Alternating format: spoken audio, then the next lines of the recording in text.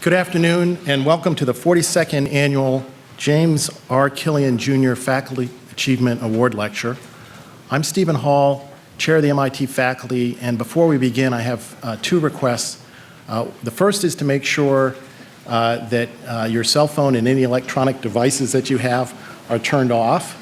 And the second is, it is crowded and there may be some late arrivals, so if you're at the end and there's seats in the interior of the row, if you could please move in, that would be greatly appreciated. The James R. Killian Jr. Faculty Achievement Award was established in the spring of 1971 as a permanent tribute to Dr. James R. Killian, president of MIT from 1948 to 1959, and chairman of the corporation from 1959 to 1971. The purpose of the Killian Award is to recognize extraordinary professional achievement by MIT faculty members and to communicate their accomplishments to members of the Institute community. The title of Killian Lecturer is the highest honor that MIT faculty may bestow on a colleague. It is our privilege today to be addressed by this year's award winner, Stephen Lippard, the Arthur Amos Noyes Professor of Chemistry. As stated in the citation from the Killian Award Committee, Professor Lippard is widely acknowledged to be one of the founders of the field of bio-inorganic chemistry, a field concerned with the role of inorganic molecules, especially metal ions in their complexes, in critical processes in biological systems. His pioneering contributions include understanding the mechanism of action of the clinically important anti-cancer drug cisplatin and the rational design of new variants to combat the problems of cytotoxicity and resistance. Among many achievements, Professor Lippard's groups discovered the first metal complexes that intercalate into DNA. Professor Lippard completed his PhD in chemistry at MIT in 1965, and shortly thereafter joined the faculty of Columbia University in 1966.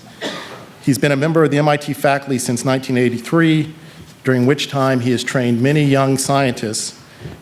He's a teacher of freshman chemistry and has mentored more than 100 PhD students and an even greater number of postdocs. He served for 10 years as head of the Department of Chemistry. Professor Lippard has published more than 800 peer-reviewed papers, recorded nearly 30 patents, and co-authored the definitive textbook on bio-inorganic chemistry. Professor Lippard has received numerous awards for his achievements, far more than I can list in this short introduction. I'll mention just a few. He's been elected to the National Academy of Sciences, the National Institute of Medicine, and the American Academy of Arts and Sciences. He was recently awarded the 2014 Priestley Medal of the American Chemical Society, which is that society's highest award. And in 2004, he received the National Medal of Science, the nation's highest honor for scientists and engineers. So it's with great pleasure that we recognize Stephen Lippard today with the James R. Killian Jr. Faculty Achievement Award.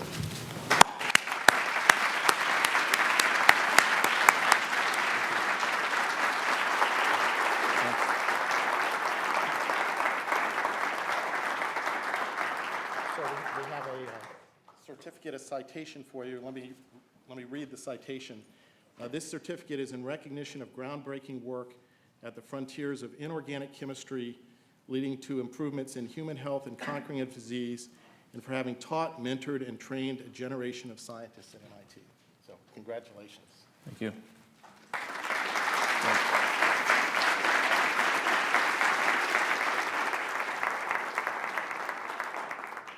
Well, thank you very much. It's a great honor for me to be here. It's actually very humbling to be elected by one's peers to this honor. It's an unbelievable list of MIT faculty, past and present, and men and women, and it's just great. Some of them are in the audience, and so it's a special pleasure to be here. I was a student, a graduate student, when Dr. Killian was chair of the corporation, and I did know him.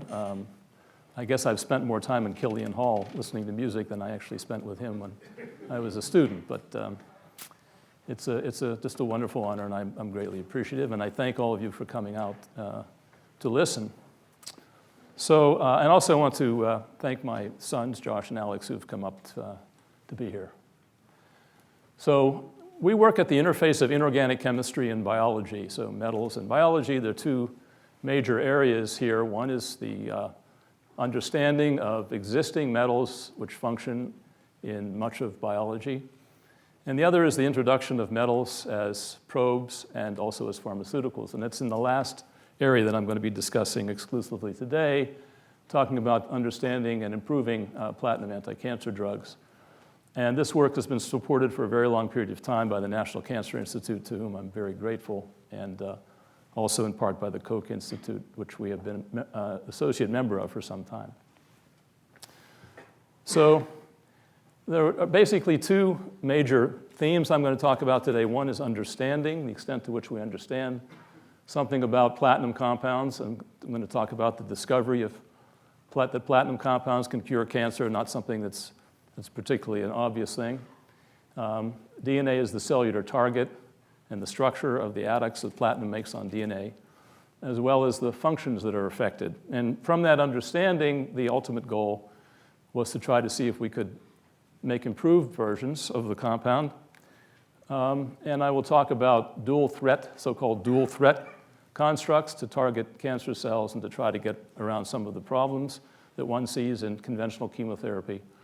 Talk a bit about the strategy for delivery of these compounds in vivo, and then talk about a new class of so-called monofunctional compounds, which we think have particularly important potential for drug development, and I'll say a bit more about how we intend to go about that in the near future. So the discovery that platinum compounds can cure cancer came about when a biophysicist by the name of Barnett Rosenberg, working at Michigan State University, carried out an experiment in which he put E. coli cells growing in culture in electric fields.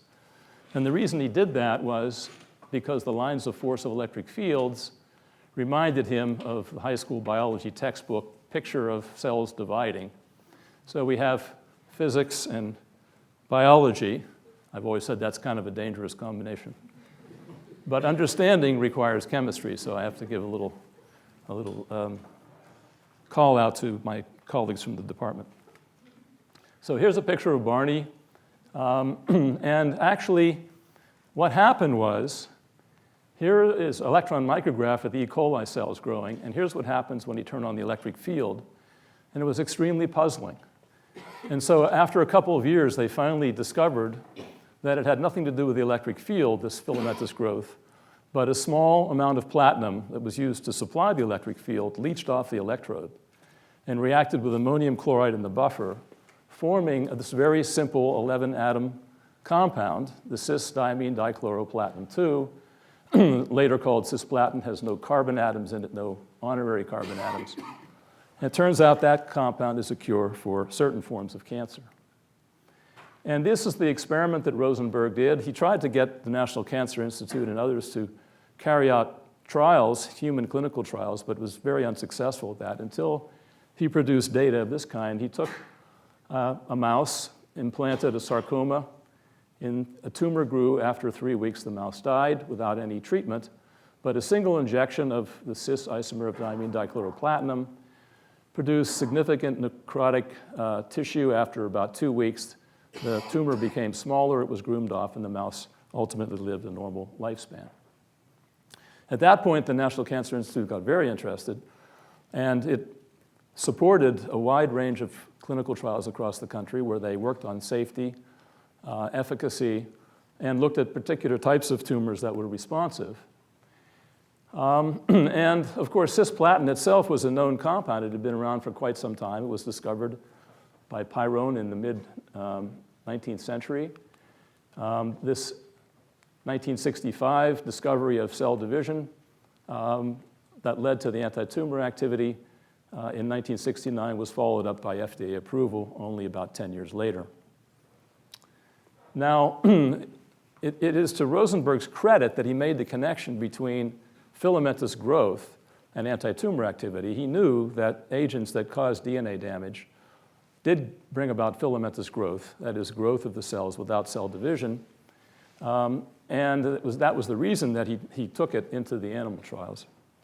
And so now, by today, cisplatin and two derivatives, one called carboplatin, where the chlorides are replaced by this cyclobutane dicarboxylate, and this compound known as oxaloplatin, where the amines are replaced by the RR isomer for the organic chemists of 1,2-diaminocyclohexane oxalate, which is used for colorectal cancer. These three FDA-approved compounds are in very common clinical use. They've been in use for a very long time, and almost all of them are off of patents, so a lot of generics used. And today, in 2014, actually more than half of all cancer patients receiving chemotherapy are now treated with a platinum compound, which is an extraordinary thing for an inorganic chemist working at the interface of biology, medicine, and chemistry. So the question is, how do they work? That's a very simple question, but it has a complicated answer. And I would say, like any mechanism in science or in chemistry, you never really prove a mechanism. You just come up with an idea that tells you how it may be happening and wait for somebody to say, oh, no, you're wrong. There's another better explanation. Fortunately, that hasn't happened, but if it does, that would also be good fortune as well. So the focus has been on DNA as the cellular target, and I'm going to talk a little bit about that in our work on the structure of platinum DNA adducts. So the human cell, from a chemical point of view, is incredibly complicated, not only because of its different constituents, but because it's constantly changing. And so certain antibiotics, like vancomycin, for example, the Merck scientists tell me that this so-called drug of last resort for infection, was actually the bacteria became resistant by inventing 5 totally new biochemical pathways to synthesize themselves around that drug. And so when we try to understand and begin to look at how any outside chemical can work in this environment, it's a daunting task, I found out.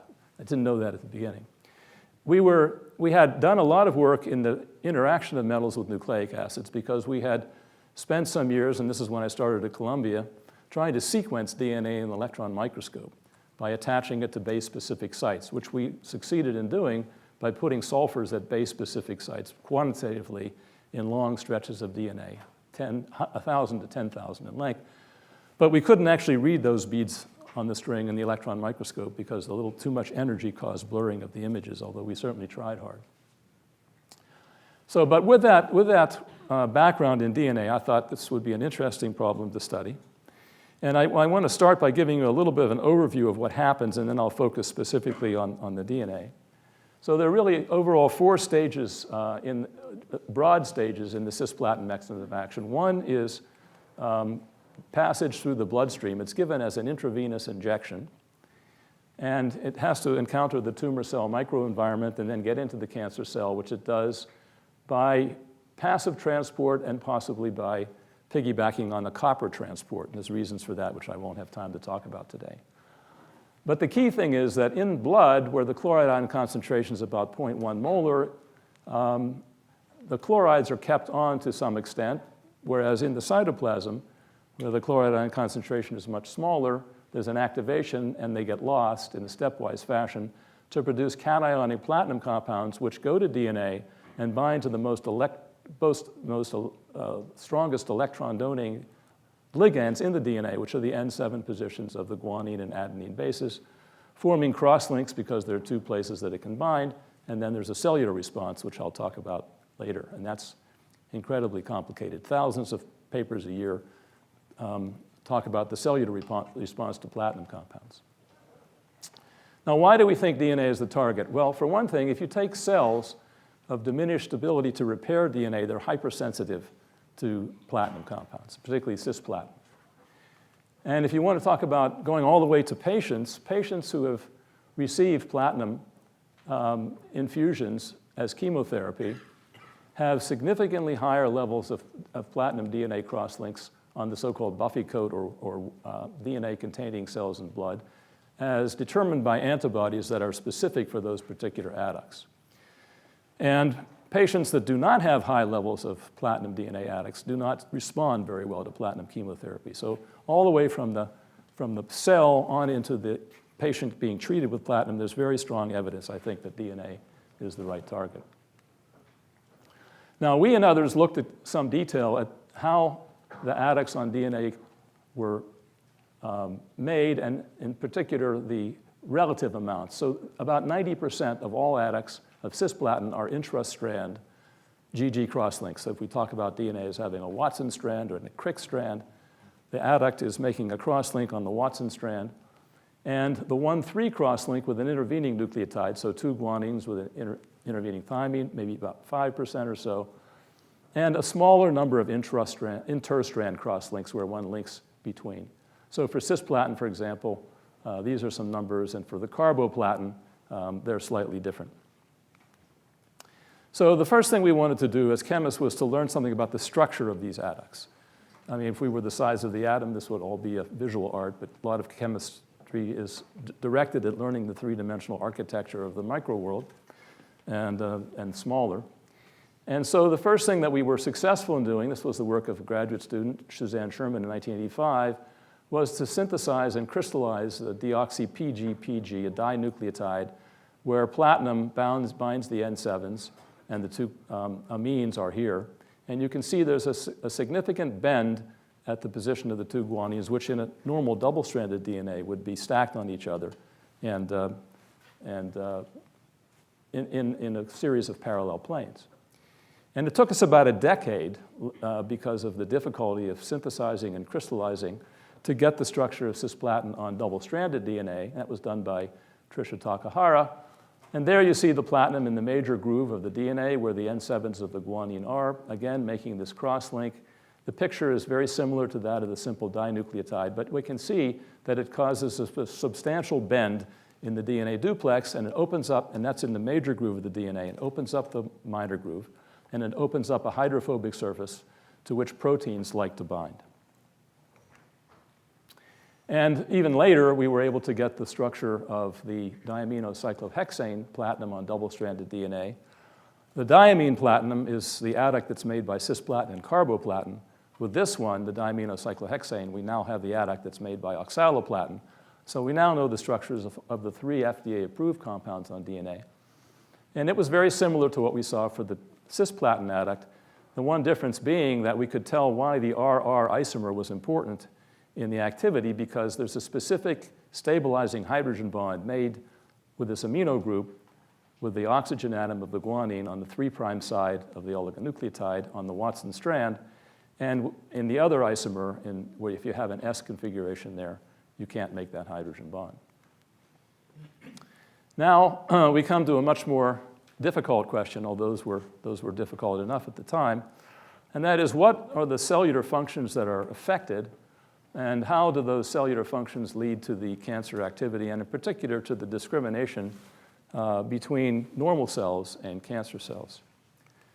And a very important paper, at least in my thinking, was one published by Alan Eastman and his colleagues in 1988. It had a couple of papers, actually, demonstrating that cisplatin arrests the cell cycle at a particular point, that is, that just before it undergoes cell division or mitosis.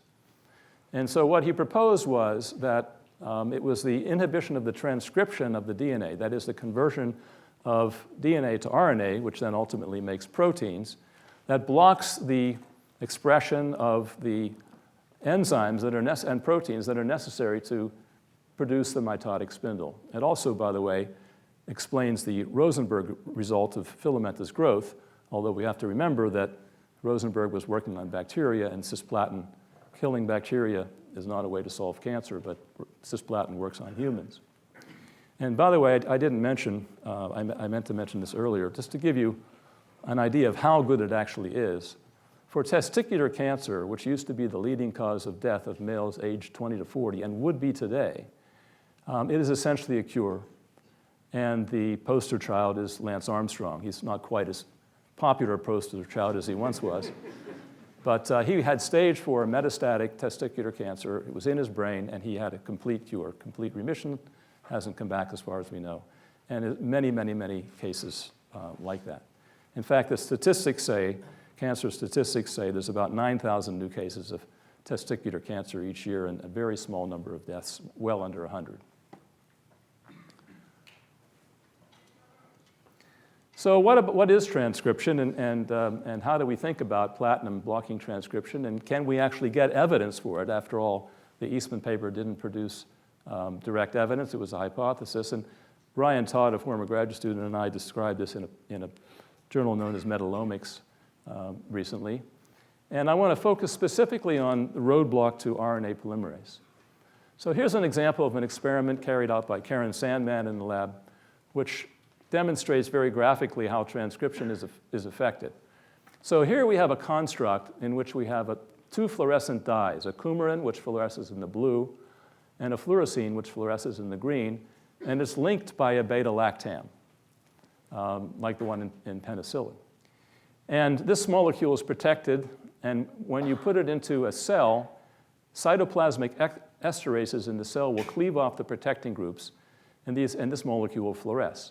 So if you shine 409 nanometer light on the molecule, the coumarin will absorb, but then via a process known as FRET, or fluorescence resonance energy transfer, the photon will be transferred from the coumarin over to the fluorescein, which emits at its own characteristic wavelength of 520 nanometers, and the cells will look green. Now, if you put into those cells an enzyme known as beta-lactamase, that enzyme will cleave the linkage between the coumarin and the fluorescein so that when you shine 400 nanometer light on the construct in the cells, they'll look blue. But if you have an agent such as platinum, which can block transcription, that is the conversion of the beta-lactamase DNA into the RNA and then ultimately into the protein, it will not be able to cleave because it won't be expressed, and the cells will stay green. And you have enzymatic amplification, which allows one to detect even very low-level gene expression. And here's the experiment. These are the control cells not treated with platinum. They're blue. Here's cells which are treated with 40 micromolar cisplatin, which are green, and you can clearly see transcription is being affected. In fact, we used this screen one summer to look at the series of potential new platinum compounds that we had made by robotic synthesis along the lines of what is known to be effective, namely compounds that had cisamines and good leaving groups. And I had an undergraduate, a UROP student, who made with that robot about 4,000 compounds over the course of the summer, and my postdoc tested them somewhat manually. And there were 4 that turned out to be hits, and all 4 of them had been tested by various drug companies as potential anti-tumor platinum compounds. Here's another way you can look using an RNA polymerase, an enzyme isolated from T7. And so in this experiment, what we've done is we have taken the RNA polymerase and we have put it onto a magnetic bead, and we have a Watson strand, a Crick strand, and then we have a small piece of RNA, a sort of a starting piece. This is one way in which you can carry out transcription. And then we anneal that to an artificially prepared oligonucleotide, double-stranded oligonucleotide, containing a site-specific platinum GG or other cross-link. And so we bring these two together, and we ligate them together, paste them together, and now we carry out what's called a transcription walking experiment where we add nucleoside triphosphates. If we have a radio label at the end of the starting RNA strand, we can watch the RNA strand be extended, which is transcription. If the platinum blocks the transcription and we run the RNA molecule out on an electrophoresis gel, at the end of the day, we'll see 62 nucleotide piece, so a relatively fast-moving piece in the gel, relative to if we had no platinum there, or we're able to bypass the adduct and go all the way to the end, it would have 133 nucleotides. And here are the data. I won't show a lot of data, but this is an example. It's very clean. You can see increasing amounts of the intrastrand cisplatin GG crosslink, or the 1,3 crosslink, or the diaminocyclohexane GG or 1,3 GTG intrastrand crosslink leads essentially to a complete block of transcription in this particular assay. Okay, that's T7 polymerase. What about in humans? What about in mammals? So if we can take mammalian cells, in the mammalian cells we can put in an expression vector that is a piece of double-stranded DNA, which we put into the cell by a process known as transfection. It will go into the nucleus of the cell, and some fair amount of it will actually be transcribed into messenger RNA. and then ultimately translated into a gene that we've put into this vector, which is known as Gaussian luciferase, which has the very interesting and nice property that the cells will extrude that, and if you let it be extruded in the presence of an appropriate substrate, it will turn on a very bright yellow fluorescence. And so you can very nicely see whether or not you're transcribing that particular gene by simply looking with a luminometer at fluorescence that comes out of the cell. Now, if we repeat that experiment, but we take a platinum compound and we add increasing amounts of the platinum compound to the probe prior to putting it into the cell, what we can do is we can look at cells which are either able to repair or not repair the adduct. Now, I've brought a new verb into the discussion, which is repair. It's a very important verb. So far, I've been talking about transcribing as my verb. But running against that is the fact that cells are able to repair damage on their DNA. And so in this particular experiment, we're looking at cells that are either able to repair, XPF corrected, or not able to repair. And then we actually look to see whether it mattered, whether they were synchronized or not. In other words, were they all in phase in the cell cycle or not? It turns out it doesn't matter, so I won't make any more out of it. Transfect the probe and collect the cell media at various times. Remember, it's the media around the cells that is going to fluoresce when we put the appropriate substrate on. And assay for this G-Luc activity using our luminometer as an auto-injector. When I bought that, my postdoc was incredibly happy. It saved him many, many days of work to do the experiments. And we find the following types of experiments. So if we look at a repair-deficient set of cells, XPF, I'll get to what XP means in a few moments, and we take, let's say, a certain amount of platinum per plasmid molecule, let's say roughly 10 platinums per plasmid, we see that with increasing time, and so each one of these little diamonds has a different color, going from an 8-hour treatment all the way up to a 48-hour treatment, we see that the transcription levels rise as we increase in time. So here the transcription is knocked out very much after only an 8-hour period. But after 48 hours, there's a lot more transcription, and the recovery with time indicates that there's repair. Certainly within the first 24 hours. 48, it gets a little more complicated because the cells have divided. Now, on the other hand, if we look at a series of cells which have been corrected and they're able to carry out nucleotide excision repair, we find that there's a much greater amount of repair, and the recovery with time indicates significant repair compared to limited repair, and that gave us a clue. We know that cancer cells are inherently deficient in repair, and so already then, if there is a distinction in the amount of repair, that is a good reason for thinking why, with transcription inhibition versus deficiency in repair, a compound might be active as an anti-tumor agent. Now, these are experiments where we had the PG-Luc templates globally platinated with cisplatin. This went everywhere, so we didn't always make intrastrand GG crosslinks. We made the minor adducts. We made so-called monofunctional adducts. So, and the transcription levels being higher in the corrected cells indicate that those cells more readily bypass during transcription. So we repeated it using a site-specifically platinated DNA. Now, site-specific modification of DNA is a really high call, and I have to thank my colleague, John Essigman, who I met shortly after I came to MIT from Columbia. He had done a lot of really beautiful work on site-specific modification of DNA, and we learned a lot from him, and we published a lot of papers together and had a great time looking at specific adducts on DNA, and the intrastrand crosslinks are certainly ones that we wanted to look at. So here is the PG-Luc vector. For those who are biologists, we have a promoter, we have the reporter gene, we put the platinum in between the two, site-specifically platinated, removed the origin of replication, so we didn't replicate out the platinum. And in particular, with a little bit of experimentation, we discovered the best place to put it to get good signals was between the transcription start site and the sequence that directs the translation of the messenger RNA. So the inventory of site-specifically platinated probes included the intrastrand GG, the diaminocyclohexane, the 1,3, and we've also made interstrand, much more difficult task, but we have it and we've published on it. And so we could look at how the different adducts were repaired. And in this particular set of experiments, we use a different set of cells. We use colon carcinoma cancer cells, P53 wild type or mutant. These were mismatch repair deficient. These were mismatch repair proficient.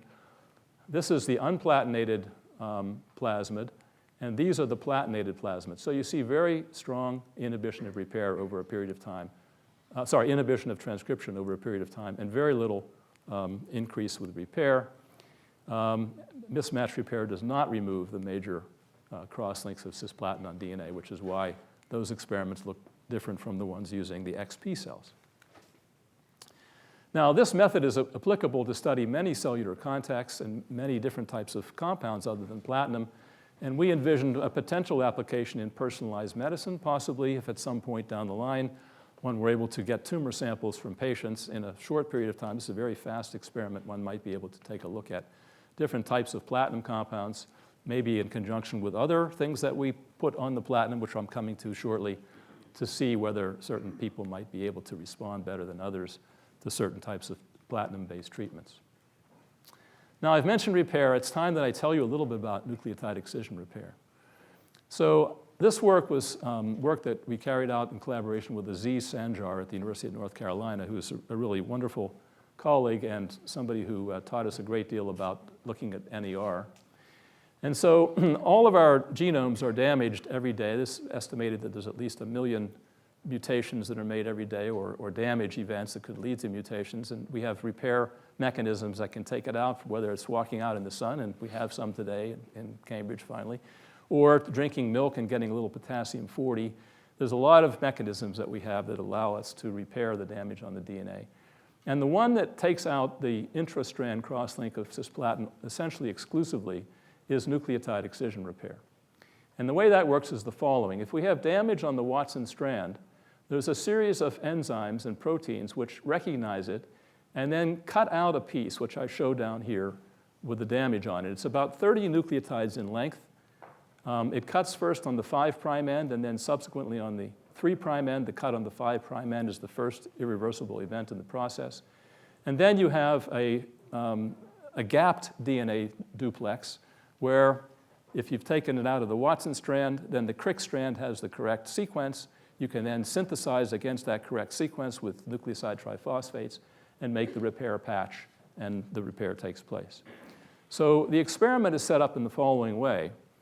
We take cell extracts that are repair proficient and repair deficient, and we put a platinated DNA duplex into the cell extract that we synthesize ahead of time. It's about 153 nucleotides long.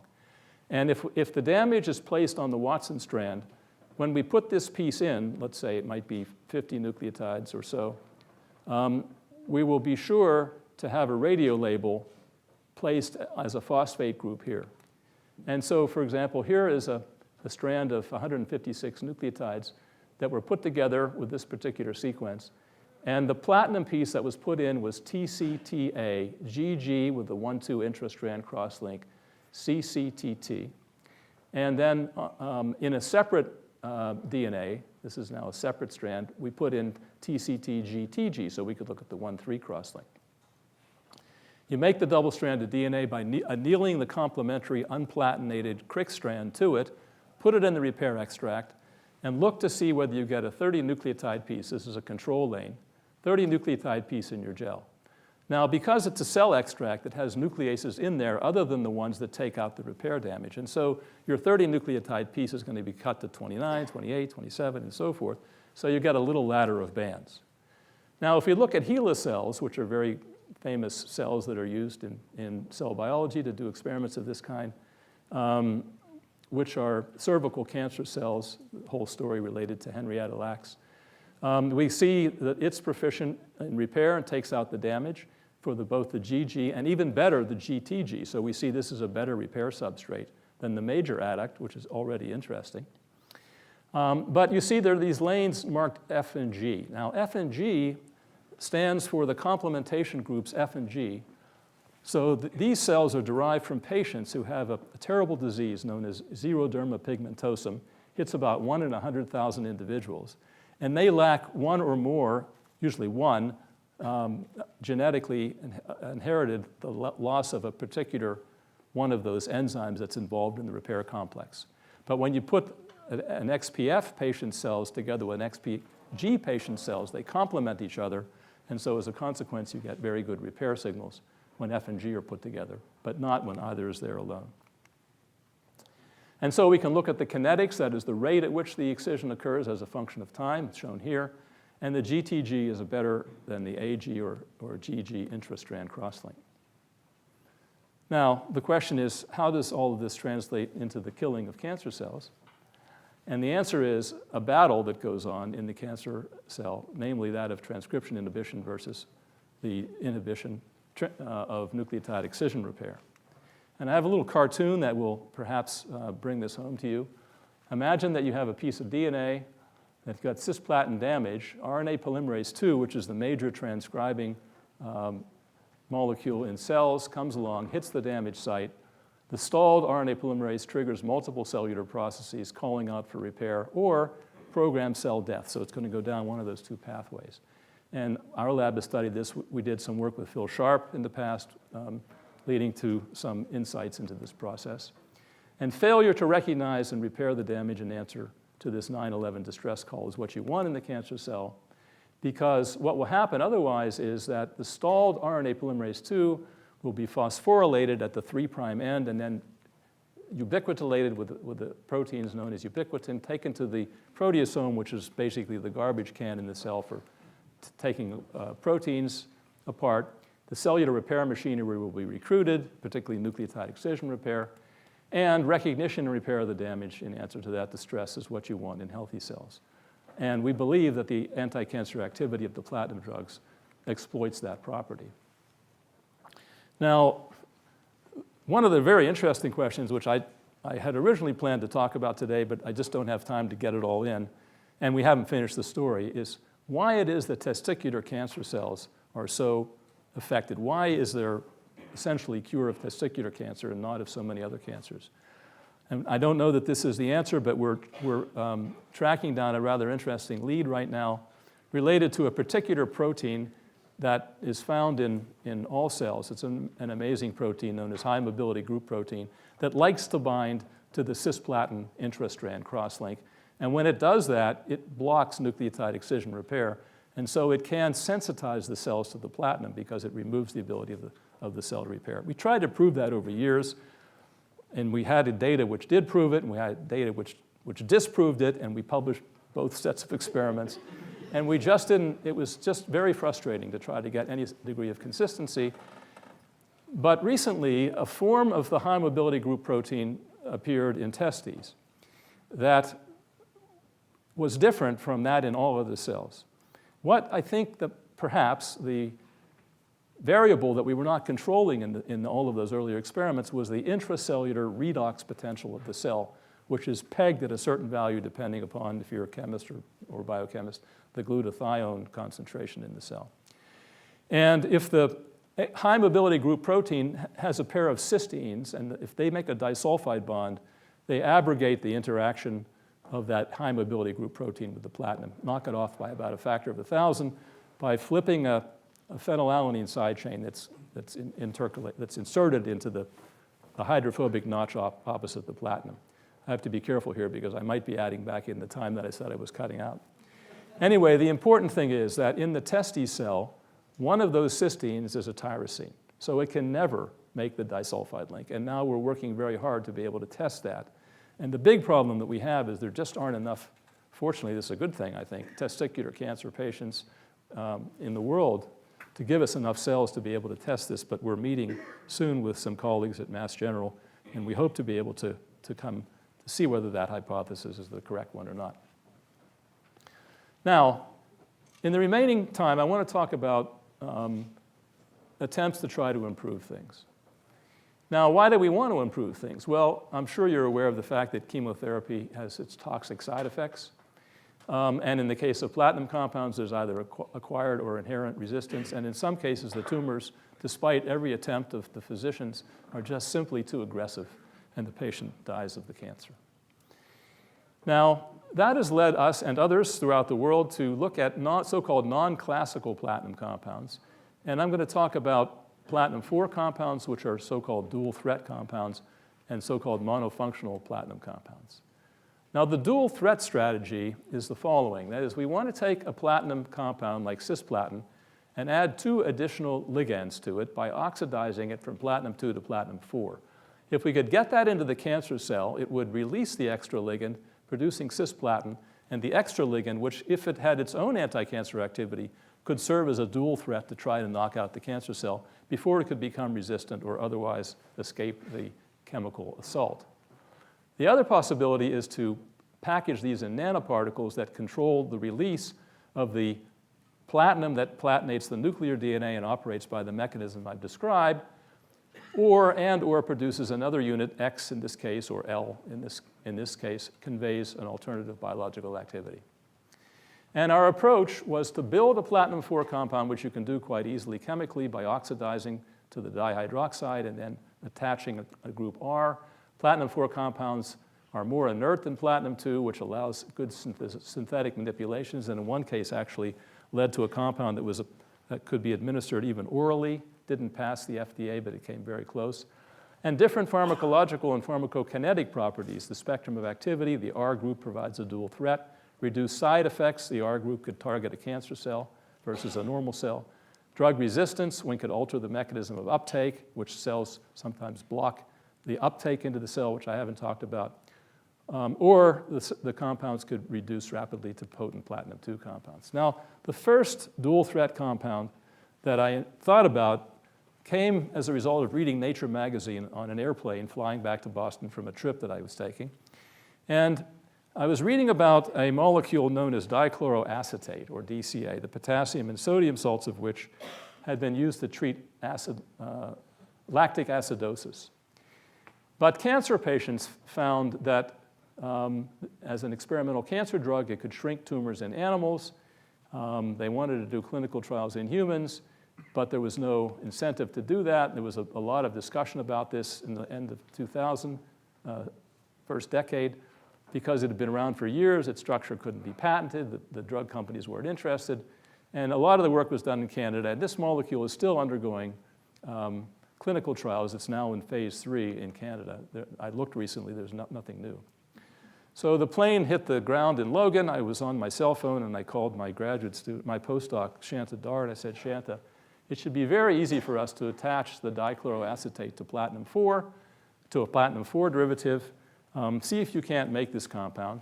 And literally, before I got to the lab the next day, she had made it. That's how easy it is to make that compound. And we called it mitoplatin. I wanted to call it mitoplatin for mitochondria, but that had been used by, I won't say who, just a very odd thing. So I made it mitoplatin, and then one of my postdocs says, I really should call it MIT-aplatin, just in case it... And I'm willing to fly the flag. I don't have a brass rat, but I'm willing to fly the flag. All right, so mitoplatin, you see, would go into a cell. It would be reduced to platinum 2, producing dichloroacetate. Now, what does dichloroacetate do? It takes advantage of something known as the Warburg effect. That is, it's known for some time that cancer cells, when they first get going, have somewhat oxygen-deprived environments, and so their mitochondria don't work by the usual oxidative phosphorylation effects, converting glucose into ATP. And so they go over and they use another mechanism, similar to what yeast do, to anaerobically use to convert the glucose. And it turns out that dichloroacetate inhibits a key enzyme in that process known as pyruvate dehydrogenase kinase. And so when that happens, the potential across the mitochondria, the cell potential, substantially decreases, leading to the release of cytochrome C, which is involved in apoptosis, or the programmed cell death pathway, as well as something known as AIF, the apoptosis-inducing factor, which goes over to the nucleus and helps the platinum DNA that's stalled here produce the killing effects on cells. And so we decided to look at the effects of mitoplatin on cancer cell mitochondria, and we discovered it indeed changed the membrane potential. It released the AIF and cytochrome C.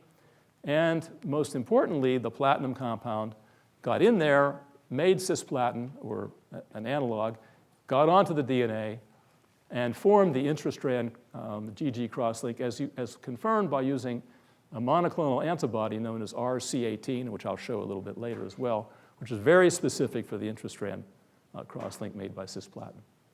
So this is kind of a cartoon summary of what it does. And then if we look at the effect against cells, mTERA2 testicular cells, HeLa, bone, platinum-sensitive or non-sensitive cells, we found it was a very potent platinum-4 compound.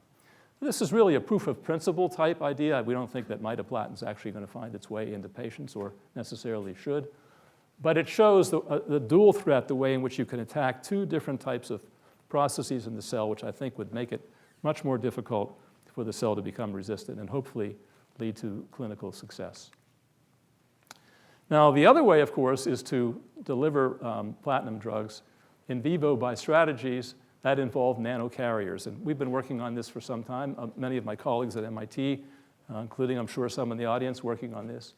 The idea being to take, using nanotechnology, to take platinum compounds, or other drugs for that matter, selectively into cancer cells and perhaps protect them from reactions in the bloodstream that might inactivate them.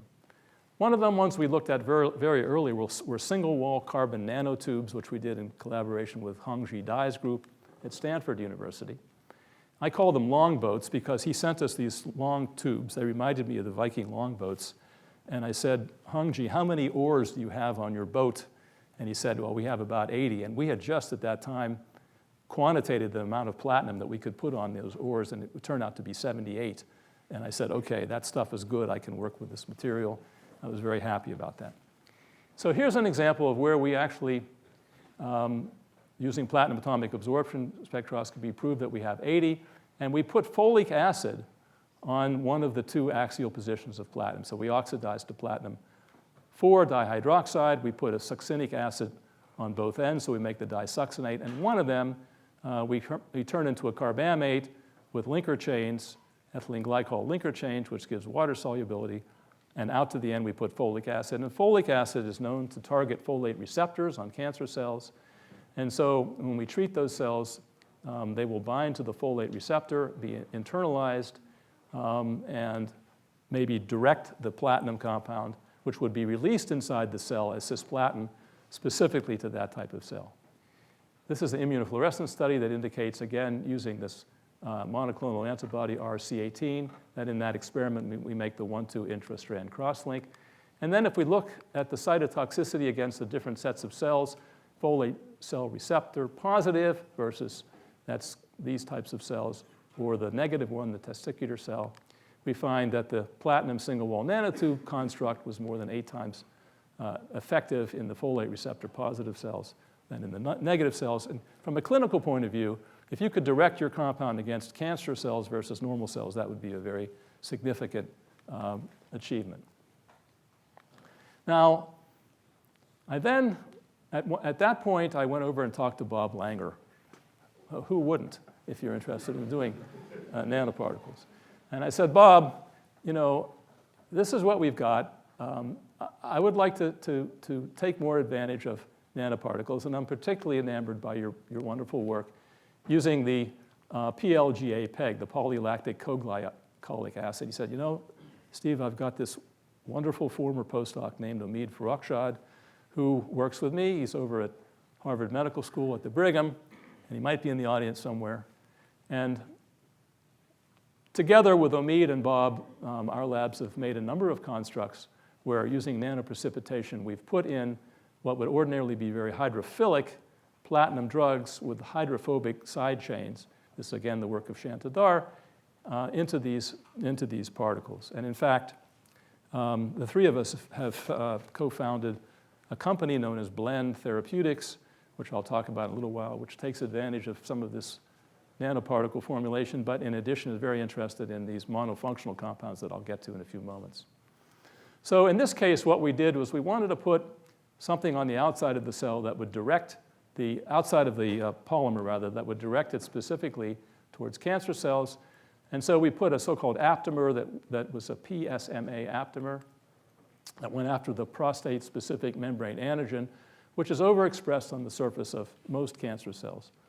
And we saw that the platinum could be released over a period of time that we could load up about 15% of the polymer by weight, and we had a fairly narrow distribution of the polymer. And then we would take this PMSA overexpressing LINCAP cell and treat that cell line with the platinated nanoparticle with the aptamer on it that would direct it towards the receptor on the cell. And in this particular case, we also co-encapsulated in the middle of that polymer a cholesterol that had a fluorescent label, so we could watch what happened as it went in the cell. And the fluorescent label showed that the cells were taken up by endocytosis in the PMSA, prostate-specific membrane antigen overexpressing LINCAP cells. Using, again, this same RC18 antibody, we could prove that the platinum was getting out of the particle, was being aquated, was going to the DNA, making the intrastrand cross-link, so the platinum was behaving the way it should behave, delivered by the particle. And then when we looked at the cytotoxicity profile, we found that the targeted particles were 4-fold more effective against the PMSA cells and 80-fold more effective than cisplatin. That looked good. So we decided, okay, let's take it to the animal. So I have to tell you that it's a huge difference in drug development in going from conception to the test tube to the rodent to a primate, and then, of course, the primate to humans, which is what we ultimately want to do in human clinical trials. So we did rodent studies. With rats, we found the maximum tolerated dose significantly greater than that of cisplatin. That's a good thing. The blood retention in rats in the polymer was 77% versus 1.5% of cisplatin in the absence of a nanoparticle. We did a nude mouse xenograft study where we take a mouse that is immunocompromised. We put the LINCAP cells onto the animal. We did that dose schedule. And we found the nanoparticle was more effective at curing cancer in those mice, as measured by the reduction in the volume of the tumor, at 1/3 the dose of cisplatin. No recurrence after 45 days. Hey guys, let's found blend. So we got very excited about that, and we ultimately were able to do that. Now, also related to the founding of Blend was the following and last part of the summary that deals with the improving aspects, and that's the following. I remind you about the 4 stages in cisplatin mechanism of action: the cell entry, activation, binding to DNA, and then downfield effects. And what this particular line of work was a study that we did in collaboration with a woman named Kathy Giacomini at the University of San Francisco Medical School. And Kathy was very interested in understanding how oxaliplatin got into cells. And so she asked me if I would collaborate with her, and we did. And we looked at the ability of oxaliplatin to kill cancer cells and compared that we compared 2 sets of cancer cells, one in which the organic cation transporter, or OCT, was greatly overexpressed on that cell because she thought that that was the pathway by which the oxaliplatin was getting in the cell, to those cells where the organic cation transporter was not overexpressed. And the size of these bars indicate the ratio of the ability of oxaliplatin, shown here, which has organic material on it, to kill cells if they had organic cation transporter 1 versus no organic cation transporter, or that's the brown bar, or the orange bar is if it has organic cation transporter 2 versus one that didn't have it. Here's cisplatin, which has no organic material at all, doesn't really care about that transporter. But oxaliplatin did. And during the course of that work, I wondered, well, how is it that oxaliplatin, which isn't even a cation, has to lose its oxalate, would be able to respond to the different levels of the transporter? So we began to look at cationic compounds that we had in our lab to see whether they would do an even better job. And what we found was this molecule, which had been studied several decades ago by these individuals. Steve Hollis was a graduate student of mine at Columbia. And they worked for Engelhard Industries. And both Engelhard and Johnson Matthey, these mineral and mining companies, had set up small laboratories to try to develop new precious metal-based platinum drugs. Didn't go very far, but they were interested. And during the course of this work, Hollis and his colleagues discovered that certain monofunctional compounds were active in the Rosenberg-type experiment, where you inject the tumor in the belly of the animal, inject the compound, and look for efficacy. Now, what is this compound? This compound has one of the chlorides replaced by pyridine. I already told you that the monofunctional compounds were not very active, and I can show you now what were the so-called early rules. The following properties were thought to be essential for the observed anti-cancer activity in platinum compounds. They should be neutral, have no charge. Well, of course, this compound that I showed you has a charge, cationic. It should be neutral. They should contain a pair of cis-leaving groups. That compound did not. It only had chloride that left. The pyridine didn't. The other two ligands were important. And it had been known back in the early days that this compound and this compound were inactive. So it was believed that all monofunctional compounds would be inactive. But the pyridine compound had a little activity, and we thought, well, why is that? So we began to look at it a little bit more detail. We saw it was active in animal models. It formed monoadducts on DNA. What features made it that way? So we decided that we would immediately take a look at the structure of the molecule that we called pyroplatin on double-stranded DNA.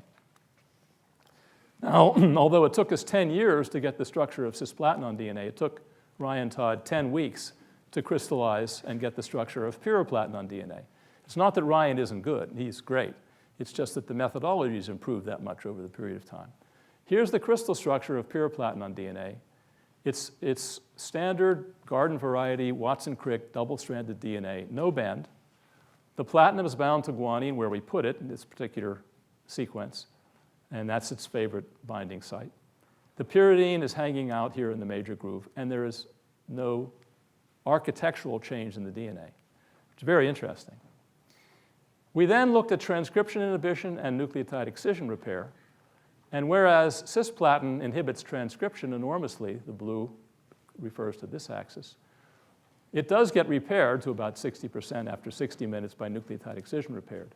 The diethylene triamine compound, which I can get back to it quickly maybe, this one, okay, that's the monofunctional that led to the original structure-function rules. Very poor transcription inhibitor, so no wonder it wasn't active. It wasn't effective at what we know to be, at least for cisplatin, the major activity in the cell. And so there's a lot of transcription bypass shown here, and the repair is almost non-existent. Why is it? The cell doesn't care that it's on there, pretty much.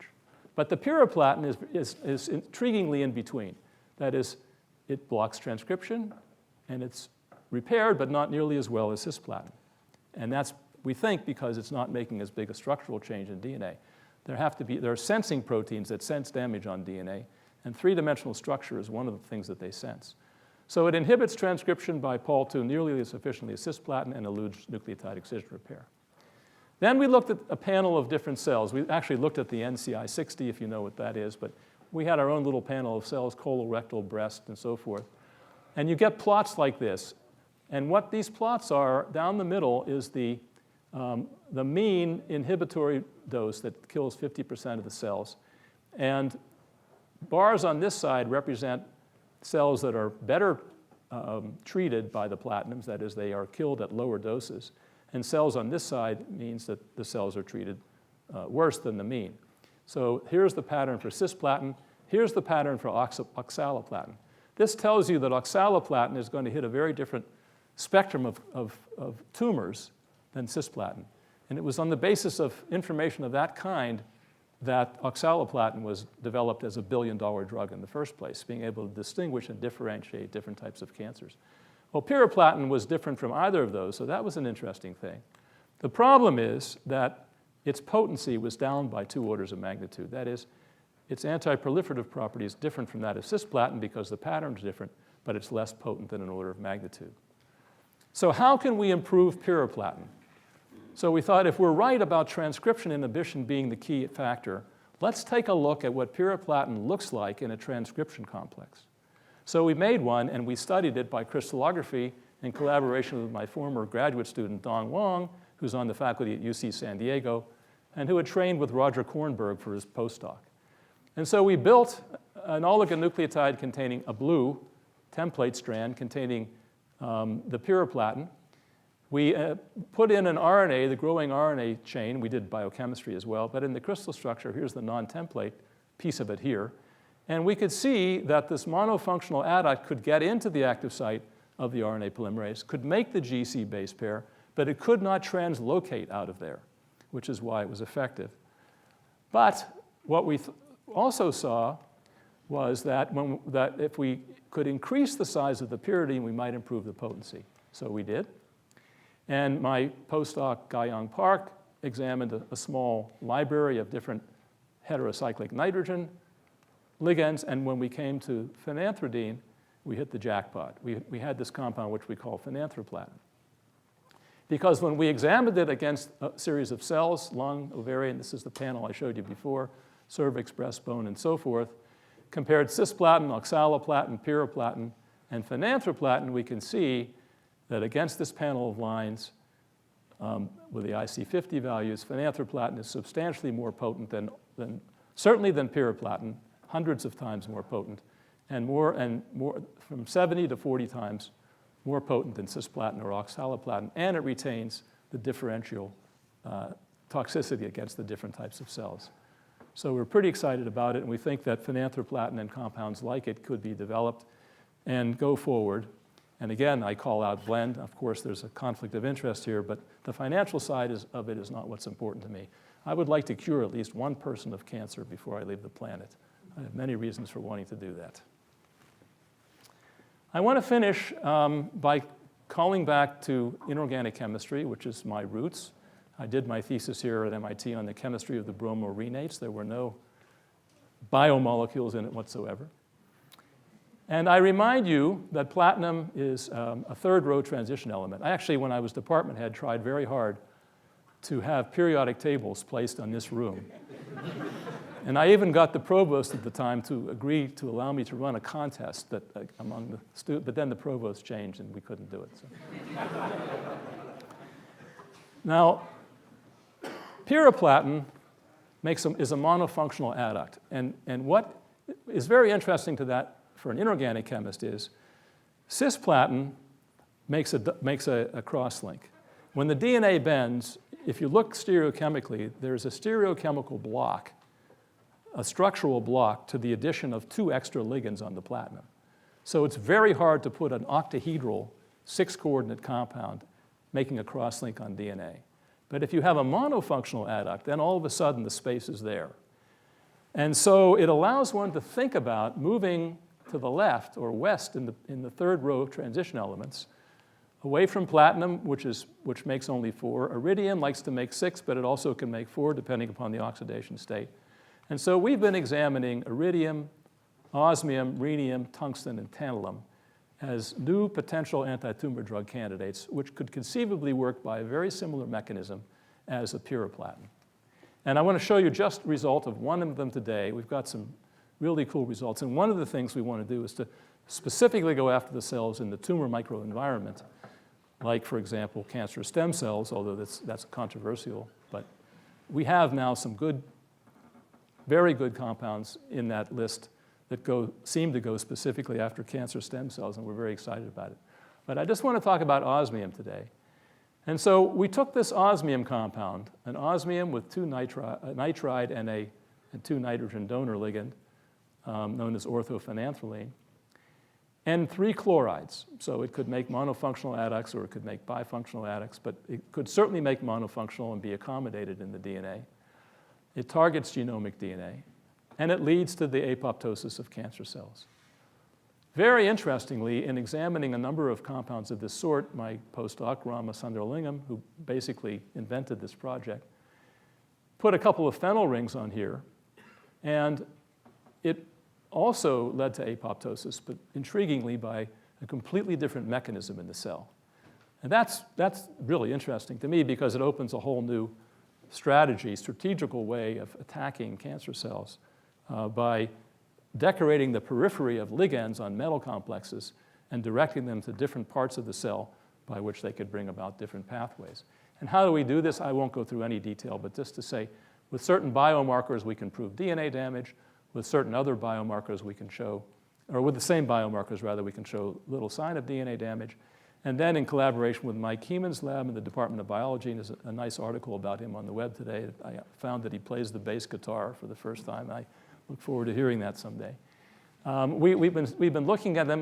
Mike has developed an RNA signature, and looking at the osmium, we see that this compound indeed damages DNA and leads to cell death, whereas this bathophenanthrene with the phenyl rings is a DNA damage independent mechanism which leads to cell death.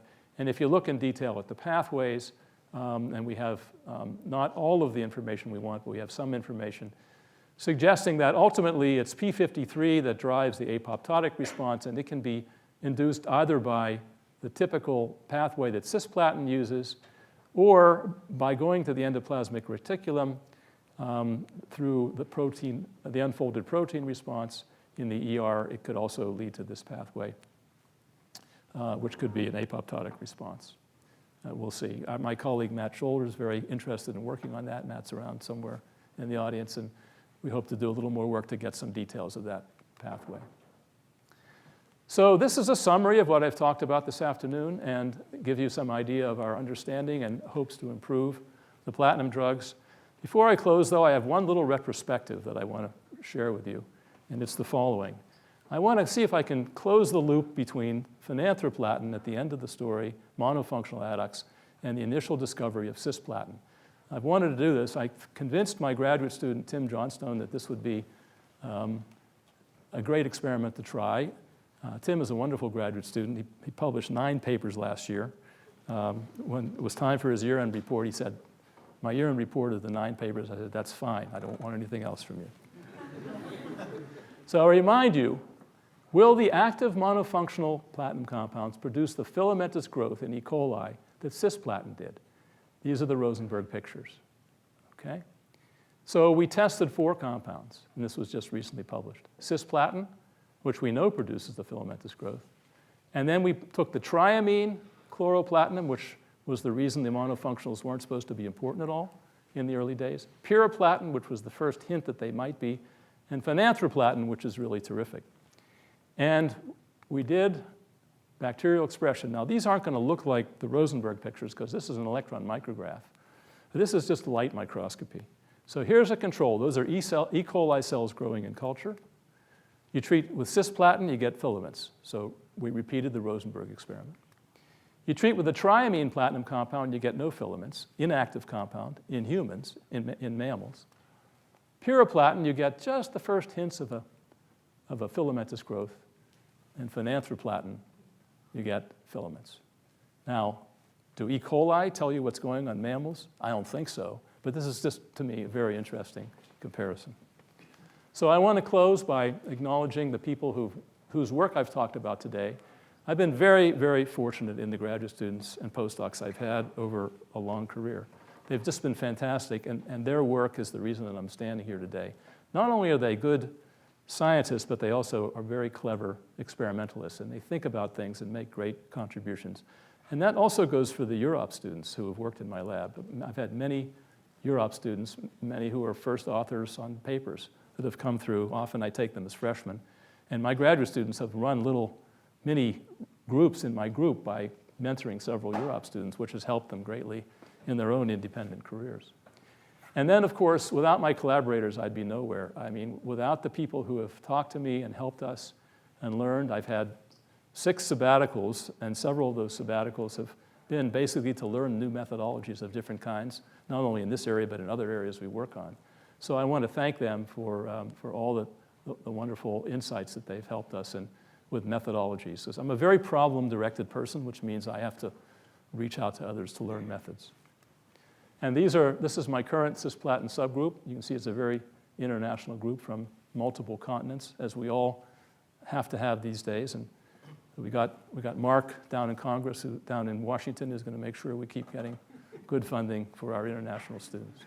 So again, I just want to close by thanking all of you for being here and expressing my great thanks to the committee who voted for me and my acknowledgement to the men and women prior Killian lecturers who've come before me. Thank you very much.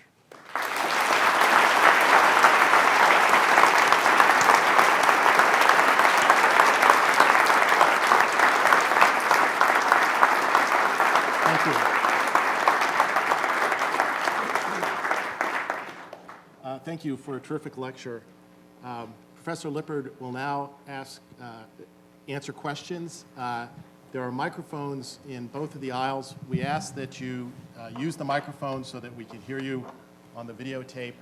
While you're making your way to the microphones for questions, I'd like to invite everyone to a reception to follow the question and answer period. It will be downstairs in the Bush room, that direction, room 10105. So, Okay. are there questions? Okay, this is scary. Phil's going to ask the first question. Steve, beautiful lecture. Thank you very much, and thank you for the great science.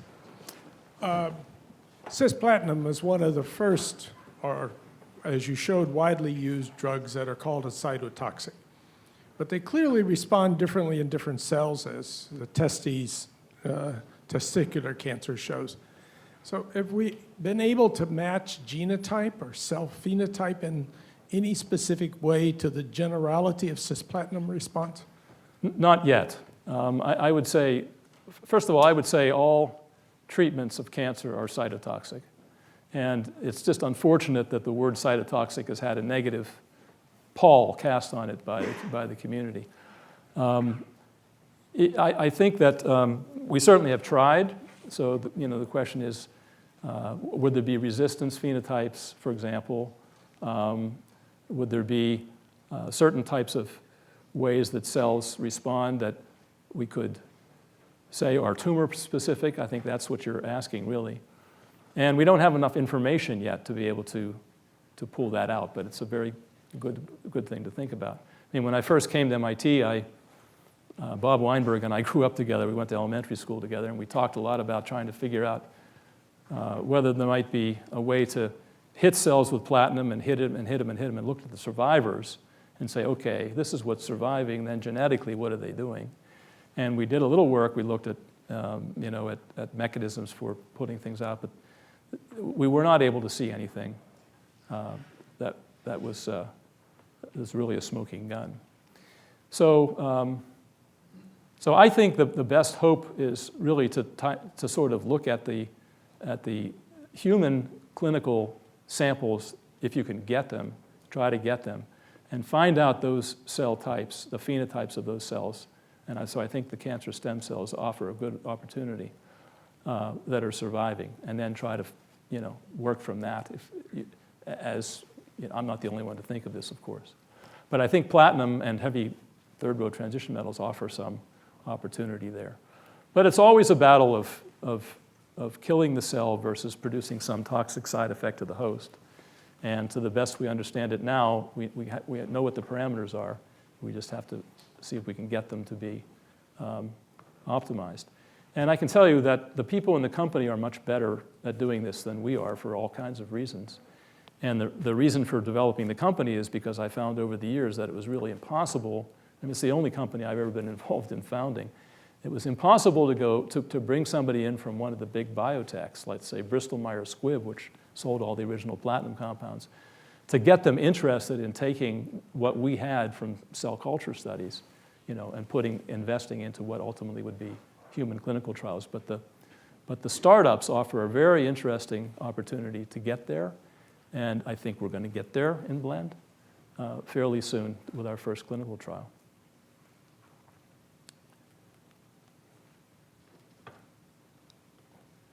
Thank you for the wonderful talk, Professor Lippard. And I agree. I wished we did have a periodic table up here, because earlier I had to go onto my cell phone to refresh myself with the periodic table. There's still a chance. I mean, it's empty space. So what I was wondering, and I was kind of surprised about the work going on with the third row elements, was in terms of palladium and nickel having the same valence electron orbitals, if anyone has looked at anti-tumor compounds in those elements. That's a great question. And I have to tell the audience that whenever a speaker says that, it means they know the answer to that question. Of course, people tried that, and they're kinetically more labile, meaning that they're, like most transition metal compounds, controlled by thermodynamics and not by kinetics. Meaning, again, teaching some chemistry, that if there's a thermodynamic route to a product, it will get there. And palladium and nickel have much more kinetic lability. That is, they'll get to that root, and platinum is more inert in the +2 state, and it's even much more inert in the +4 state. The difference between organic and inorganic chemistry is just exactly that. We would all be CO2, water, and ammonia if it weren't for kinetic stability of organic molecules. So people have tried those. So the third row elements are more inert than some of the second row ones, and it offers a lot of opportunities. And there have been, quite independent of anything we've done, scientists in Europe have been examining ruthenium compounds, and there are ruthenium compounds in third-generation clinical trials for cancer in Europe, in patients. So, they didn't come at it with the same mindset that we did related to mechanism, and I don't know whether it's going to turn out that they will behave similarly in terms of their biological profiles, but it's possible. Now, they're a little more labile, but they're the particular ones they use, which are organometallic compounds, are not so labile, and they seem to be effective. Thank you.